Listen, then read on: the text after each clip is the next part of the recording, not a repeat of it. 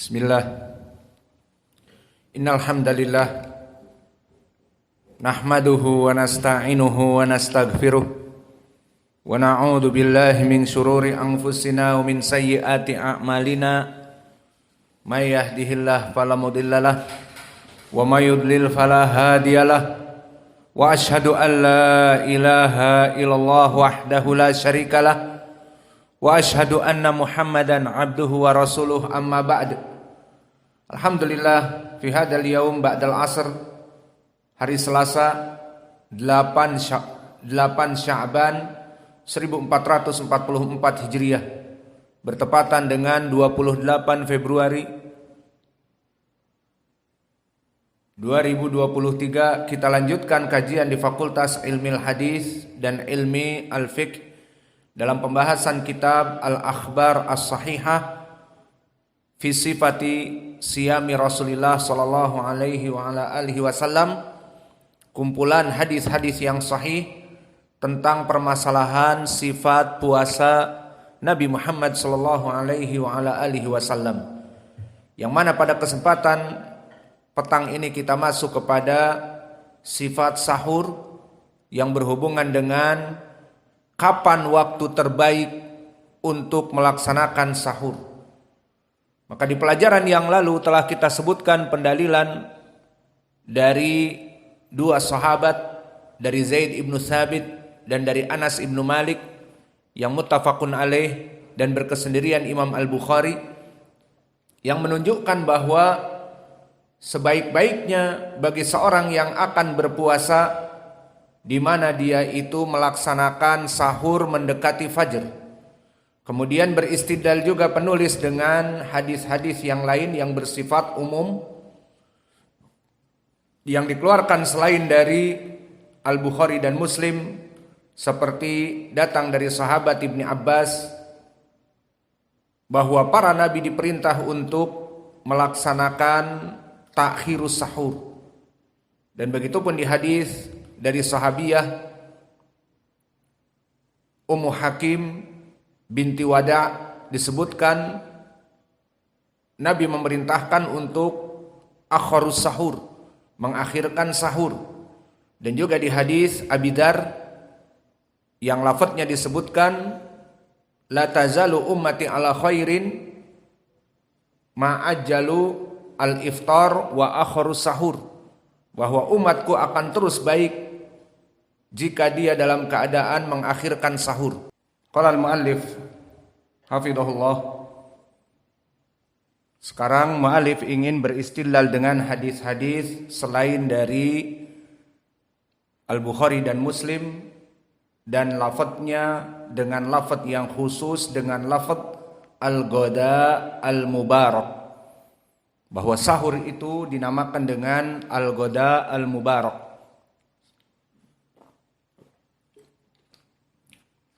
Maka meriwayatkan penulis dari Imam At-Tabrani Sulaiman bin Ahmad rahimahullah, haddatsana Ja'far bin Ahmad Asy-Syami Al-Kufi, haddatsana Jubarah ibnu Mughallis, haddatsana Bishr ibnu Ammarah, haddatsana Bishrun ibni Umarah atau Imarah anil Ahwas ibni Hakim an Rashid ibni Sa'ad an Utbata ibni Abdin.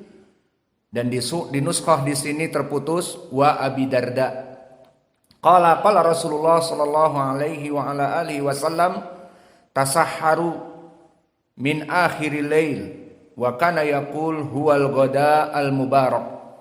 Maka hadis ini diriwayatkan oleh Imam At-Tabrani seperti tadi kita baca sanadnya, dan juga oleh Ibnu Adi di kitabnya Al-Kamil. Maka di sanad Imam At-Tabrani terjadi kesalahan dengan tidak disebutkan sahabat wa Abi Darda. Maka di sini zahirnya adalah tidak tercetak. Maka yang tercetak seperti diriwayatkan oleh Imam Ibnu Adi di Al-Kamil, disebutkan dengan Abi Darda. Maka sanad ini barakallahu fikum dhaif, karena Al-Ahwas ibnu Hakim dhaif. Dan telah diriwayatkan oleh Imam Ibnu Hibban dari jalan yang lain dari Rashid ibn Sa'ad dari Abi Darda. Dan ini pun sanadnya dhaif karena Amr ibnul Harith ibnu Dhahhak dia mastur. Alhasil lafaz goda al-mubarak menunjukkan bahwa sahur itu diakhirkan. Karena wajah pendalilannya pertama lafaz tasaharu min akhiril lail. Sahurlah kalian di akhir dari malam. Dan makna akhir dari malam adalah menjelang fajar menyingsing. Dan dilakobi sahur dengan goda al-mubarak, goda yang diberkahi. Kalimat goda di lugatil arabiyah bimakna makan siang, makan di siang hari. Lalu bagaimana sahur disebutkan oleh Nabi goda al-mubarak? Maknanya disebutkan oleh para ulama dikarenakan mendekatinya waktu siang. Hampir mendekati siang. Karena jika masuk adzan yang kedua berarti telah selesai malam. Maka masuk kepada waktu siang. Maka dinamakan oleh Nabi sahur itu dengan al-goda al-mubarak, makan siang yang diberkahi. Kita katakan dinamakan oleh Nabi makan siang karena waktunya mendekati al-fajr. Maka ini wajah pendalilan yang jelas dan sanadnya di sini hasan li ghairi. Dan telah banyak riwayat-riwayat yang lain. Disebutkan pula oleh penulis periwayatan dari Abu Abdurrahman Ahmad bin Shu'aib An-Nasa'i rahimahullah akhbarana Suwaid bin Nasr qala amba'ana Abdullah an Baqiyah ibnil Walid qala akhbarani Bahir ibnu Sa'ad an Khalid ibni Ma'dan anil Miqdam ibni Ma'di Yakrib.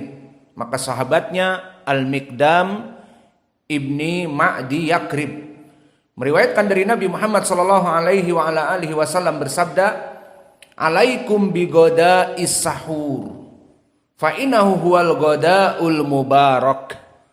Maka alaikum asal dari lafaz alaikum yufidul wujub, maknanya wajib atas kalian. Maka seperti telah kita lewati di ahkam siyami Ramadan, alaikum bisyam, lafaz ala yufidul wujub, ingat. Dan begitu pun ucapan Aisyah, alayya siyam Ramadan wa ma astati an aqdiyaha illa fi Sya'ban. Tadkur hadal hadis muttafaqun alaih, alayya wajib atasku. Maka ala fi ilmil usul yufidul wujub asalnya, dan ini sesuai dengan juga hadis dari Irbad ibni Sariyah yang lafadznya alaikum bisunnati wa sunnatil khulafa ar-rasyidin al-mahdiyyin addu 'alaiha binawajid. Maka alaikum bimakna wajib atas kalian. Maka begitu pun di sini Nabi mengatakan alaikum bigoda is-sahur. Asalnya lafaz ini wajib bagi kalian makan sahur. Fa inna huwal goda al-mubarak. Karena sahur itu adalah makanan siang yang diberkahi. Maka di sini tidak kita mengatakan sahur itu hukumnya wajib karena dia ijma' sunnah, bukan wajib. Namun alaikum di sini yang diinginkan bukan maknanya wajib atas kalian, tetapi jangan luput bagi kalian untuk makan sahur. Karena apa? Huwal godaul mubarak. Karena sahur itu adalah makan siang yang diberkahi. Maka ini pun menjadi pendalilan bahwa sahur itu kapan? Di menjelang waktul fajr. Maka dilakobi dengan goda al-mubarak, makanan siang yang diberkahi. Karena dekatnya dengan waktu siang. Karena di penghujung malam. Maka ini pendalilan tentang keutamaan melaksanakan sahur di akhir. Maka di masalah yang ketiga ini, afdalu as-sahur, kapan waktunya? Di saat mendekati kepada fajr.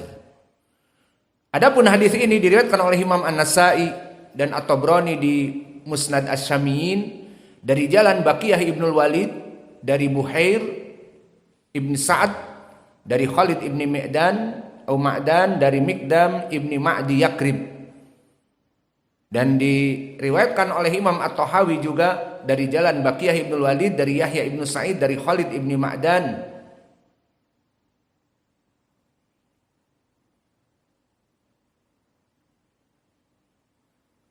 Maka hadis ini hadis yang dhaif. Yang pertama karena Baqiyah ibnul Walid mudallis. Dan Baqiyah ibnul Walid mudallis melaksanakan tadlis taswiyah. Perbedaan tadlis taswiyah dengan tadlis biasa seperti tadlisnya Al-A'mash, tadlisnya Abu Zubair, tadlisnya Qatadah. Maka tadlis taswiyah seperti Baqiyah ibnul Walid dan juga yang lainnya, maka mereka tadlis taswiyah dipilih oleh para ulama seperti para muhaditsin, Syekh kami Mukbil dan yang lainnya, harus melaksanakan tasrih sampai kepada sahabat.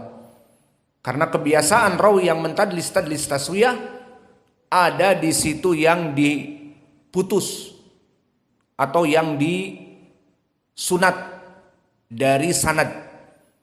Maka di sini Baqiyah ibnul Walid mengatakan akhbaroni Bahir. Ini kan melaksanakan melaksanakan tasrih. Kita katakan na'am, namun periwayatannya kepada Khalid tidak mentasrih, dan periwayatan Khalid kepada Al-Mikdam tidak mentasrih. Maka di sini sanadnya dhaif. Karena Baqiyah ibnul Walid ditakutkan melaksanakan tadlis taswiyah di atas dari guru-gurunya. Maka akhirnya sanad ini dhaif. Namun sanad ini bisa naik paling sedikit kepada Hasan dikarenakan lafaz Goda al-Mubarak telah kita lewati dari hadis Abi Darda, dan di sini hadis Al-Mikdam ada an-anah al-Baqiyah bisa naik kepada derajat paling sedikit hasan. Dan masih ada riwayat yang lain. Maka sekarang kita masuk kepada riwayat yang lain dari Aisyah. Qala Abu Ya'la Ahmad bin Ali Al-Mausuli rahimahullah haddatsana Abu Hisham Muhammad bin Yazid ibnu Rifa'ah haddatsana Ishaq bin Sulaiman Ar-Razi haddatsana Muawiyah an Az-Zuhri an Urwah an Aisyah. Qalat qala Rasulullah sallallahu alaihi wa ala alihi wasallam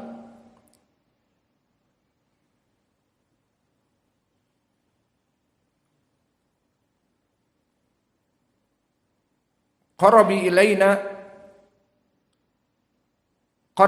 ilaina al-ghada al-mubarak. Maka Nabi mengatakan kepada Aisyah. Maka di sini qarribi fi'lun amr,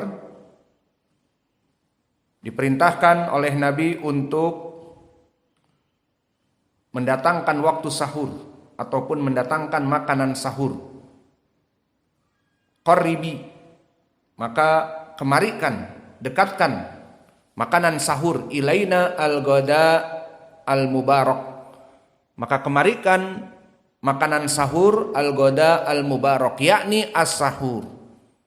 Maka di sini pun menjadi pendalilan lafaz al-ghada al-mubarak dinamakan al-ghada dikarenakan waktunya yang mendekati siang, yakni as-sahur. Maka al-ghada al-mubarak di zaman Nabi adalah sahur. Maka hadis ini datang dari Aisyah dengan sanad yang kami sebutkan tadi, dan di sanadnya dari Muawiyah an Az-Zuhri. Siapa Muawiyah? Muawiyah ibnu Yahya As-Sadafi wa huwa dhaif. Maka sanad ini dhaif dari Aisyah, namun bisa naik kepada derajat hasan li ghairi. Kemudian masih ada dari sahabat yang lain, dari Ibni Abbas. Diriwayatkan oleh Imam At-Tabrani dari jalan Ahmad bin Al-Qasim ibnu Musawir Al-Jauhari. Amba'ana Muhammad bin Ibrahim akhu Abi Ma'mar haddatsana Sufyan ibnu Uyainah an Ibrahim ibni Maisarah an Tawus an Ibni Abbas. Arsala ilayya Umar bin Al-Khattab yad'uni ila sahur. Wa qala inna Rasulullah sallallahu alaihi wa ala alihi wasallam samahu al-ghada al-mubarak. Maka dari Ibnu Abbas meriwayatkan bahwa telah mengutus kepadaku Umar untuk makan sahur. Maka dikatakan sesungguhnya Nabi menyebutkan sahur itu dengan al-ghada al-mubarak. Maka syahid